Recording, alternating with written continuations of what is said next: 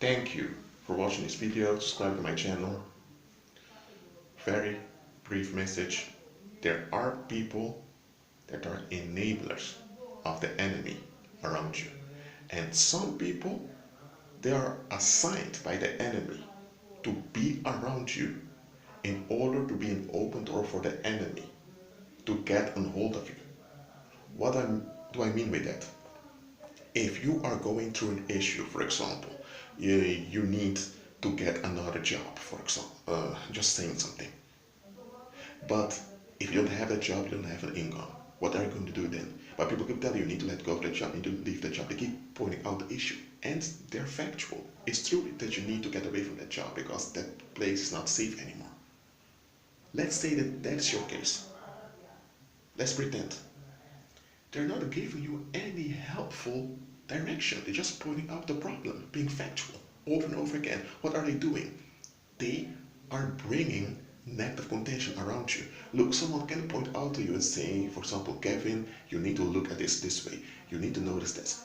People can give you constructive criticism. There's nothing wrong with that. But when you notice that people keep repeating issues over and over again, or if there's another thing, when you have people around you that anytime they converse with you, they have to point something out that's wrong with you, or they need to suggest a bad outcome to you, that can also be like, let's say that you have been unemployed for 2 years, now you're working again, and anytime they're with you, they keep praising people that have been employed for many years.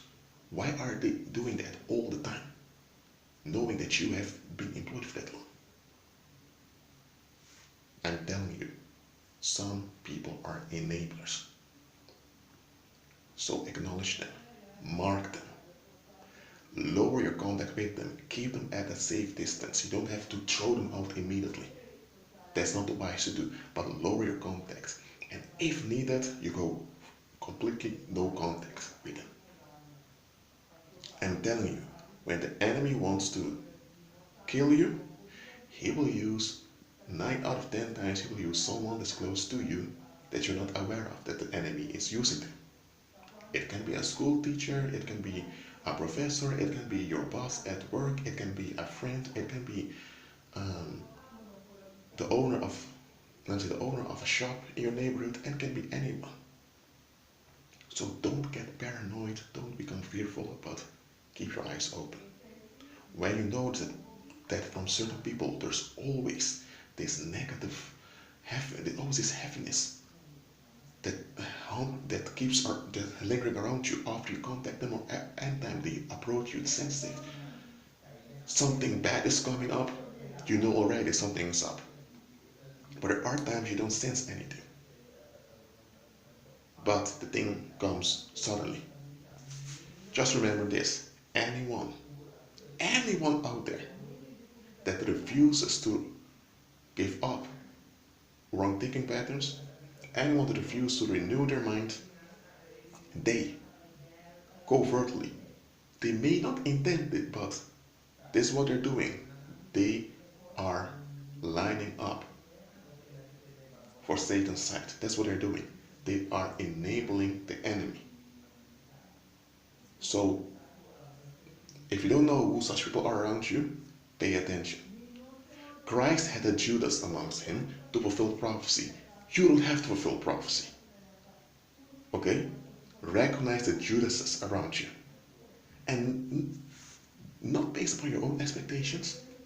Because some people have expectations of how people ought to be loyal unto them. And if someone does not succeed in that test, they block them. They block them on social media, they avoid them, they pretend as if they never existed. I'm not talking about that. Evaluate people from Christ's point of view. That's why you ought to be in agreement with Christ, so that you will have his point of view, so that you can evaluate people based on his perspective, based on his view. Because those Judases, they will not come from far.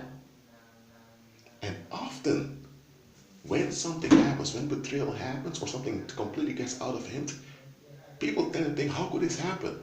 But then they begin to look back and realize, there was a red flag over there. Or, I could have seen this coming back then. Listen, we are called to be watchful, we're not called to be fearful, absolutely not. We're not called to be suspicious all the time. No. We ought to be watchful. So agree with Christ and evaluate those that come near you. That being said, be at peace.